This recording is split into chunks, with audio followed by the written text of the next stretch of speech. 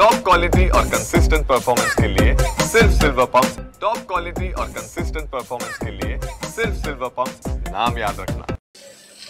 गोंदिया जिल्ह्यात मागील 3-4 दिवसापासून पाऊस सुरू आहे आणि या पावसामुळे ज्याकडे सिंचनची व्यवस्था असे शेतकरींना आपल्या शेतात रोणीचे काम सुरू केलेले आहेत। आपण बघू शकता या शेतकऱ्याकडे सिंचनची व्यवस्था आहे आणि या शेतकऱ्यांना आपल्या शेतात पेरणीचे काम सुरू केलेले आहेत आणि या शेतात मजूर आणि शेतकरी रोणीचे काम करताना दिसत आहेत। गोंदिया जिल्ह्यामध्ये मोठ्या प्रमाणात धान पीक लावण्यात जाते। ज्या शेतकऱ्याकडे सिंचनची सोय आहे त्या शेतकऱ्यांना आधीच पेरणी केली होती, आता त्यांनी रोणीची सुरुवात केलेली आहे आणि ज्या शेतकऱ्याकडे सिंचनची व्यवस्था नाही असे शेतकरी या पावसामुळे पेरणीचे काम सुरू केलेले आहे आणि असे शेतकऱ्यांना पावसाची प्रतीक्षा कायम आहे। साईद पठाण, TV9 मराठी, गोंदिया।